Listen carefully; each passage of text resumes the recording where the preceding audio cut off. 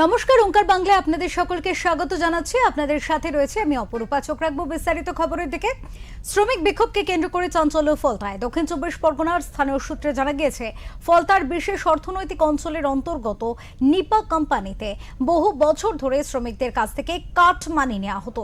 দীর্ঘদিনের কাটমানি, অতিরিক্ত সময় কাজ করেও প্রাপ্য মজুরি না দেওয়া, শ্রমিকদের ভয় দেখানো এবং রাজনৈতিক চাপ সৃষ্টি করার অভিযোগ তুলে আন্দোলনে নামলেন একাধিক শ্রমিক।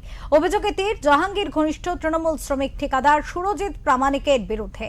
শ্রমিকদের দাবি, জাহাঙ্গীর খানের নেতৃত্বে দীর্ঘদিন ধরে এলাকায় শ্রমিকদের ওপর শোষণ চলেছে।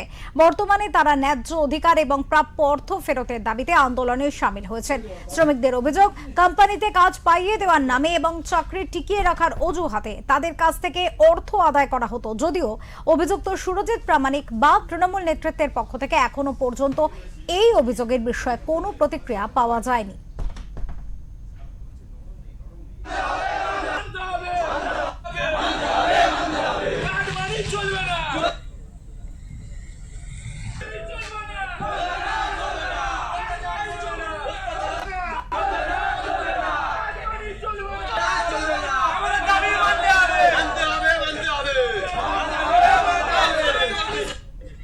মিটিং হলে মিটিংয়ে যেতে হবে,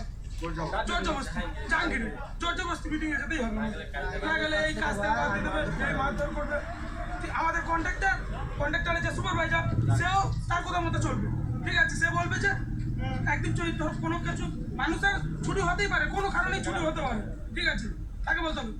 এবার সে যদি মানুষটা যদি ছুটি করে, সঙ্গে সঙ্গে বলবে ওই 500 টাকা কেটে নেবো, বা তোকে হুমকি দেবে যে কাজে আসতে আর হবে না, অন্য কোম্পানি দেখেন। এইগুলো কি, এগুলো মানুষের উপর পড়ে? আমরা তো লেবার। এর জন্য দায়ী হচ্ছে আমাদের কোম্পানি আর কন্ট্রাক্টর।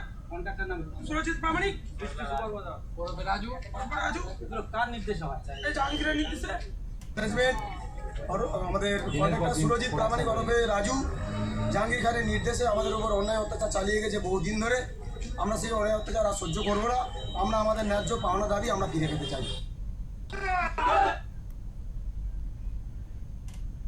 এই মুহূর্তে আমাদের সাথে রয়েছেন আমাদের প্রতিনিধি শুভজিৎ দাস। শুভজিতের সাথে কথা বলবো এবং এই ঘটনার সম্পর্কে বিস্তারিত জানবো। শুভজিৎ, শ্রমিকরা এতদিন চুপ করেছিলেন, এখন হঠাৎ করে বিক্ষোভ দেখাচ্ছেন, কি কারণ, কি বলছেন তারা? দেখো, প্রথমে যেটা বলে রাখি যে ফলতা বিধানসভার তথাকথিত বেতাজ বাস্তা ছিলেন জাহাঙ্গীর খান। জাহাঙ্গীর খান তার ঘনিষ্ঠদের দিয়ে এই ফলতা বিশেষ অর্থনৈতিক জোনের বিভিন্ন কোম্পানির কাছ থেকে তোলা আদায় করত, এমনটাই জানা গিয়েছে। এবং শ্রমিকদের কাছ থেকে রীতিমতন কাটমানি নেওয়ারও মতন গুরুতর অভিযোগও উঠে আসছে।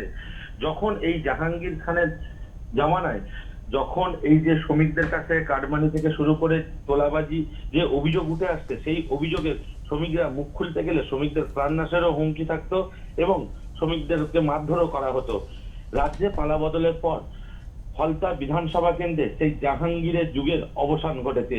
এরপর ধীরে ধীরে শ্রমিকেরা তাদের যে তিক্ত অভিজ্ঞতার কথা এবং এই যে কাটমানি তোলাবাজি থেকে শুরু করে জাহাঙ্গীর খানের বিরুদ্ধে যে একাধিক যে অভিযোগ, সেই অভিযোগ ধীরে ধীরে সামনে আসছে। তেমনই আজ সকালবেলা ফলতা এসিজেটের সামনে যে পিনকন কোম্পানি রয়েছে, সেই কোম্পানির সামনেই শ্রমিকেরা বিক্ষোভ দেখায়। তার কারণ তাদেরকে কাটমানি দিতে হতো এবং এই যে কোম্পানির কাছ থেকে জাহাঙ্গীর ঘনিষ্ঠ যে তৃণমূল নেতা সুরজিৎ প্রামাণিক, সেই সুরজিৎ প্রামাণিকেরও নাম উঠে আসছে। তাদের দাবি, এই যে সুরজিৎ প্রামাণিক শ্রমিকদের কাছ থেকে কাটমানি নিত। এছাড়াও শ্রমিকদের দিয়ে ওভারটাইম থেকে শুরু করে সমস্ত রকম ছুটির সময়ও কাজ করাতে হতো। কার্যত এই যে সুরজিৎ প্রামাণিকের আতঙ্কে শ্রমিকরা আতঙ্কিত ছিল এত বছর ধরে। কিন্তু কথা বললে শ্রমিকরা যদি কোনো প্রতিবাদ করে এই ঘটনার, শ্রমিকদেরকেও বলে দেয় কাজ থেকে বরখাস্ত করে দেবে বা ছাঁটাই করে দেবে। সেই জন্য রুজি রুটির টানে এতদিন শ্রমিকেরা চুপ করেছিল। বর্তমানে শ্রমিকদের কি দাবি রয়েছে শুভজিৎ? বর্তমানে তারা কি দাবি করছেন? বর্তমানে শ্রমিকদের দাবি, এই যে সুরজিৎ প্রামাণিককে অবিলম্বে গ্রেফতার করতে হবে। এর পাশাপাশি সুরজিৎ প্রামাণিক যে সকল শ্রমিকদের কাছ থেকে কাটমানি নিয়েছিল, সেই সমস্ত শ্রমিকদের অবিলম্বে যে টাকা, তোলাবাজির টাকা, সেই টাকা ফেরত দিতে হবে।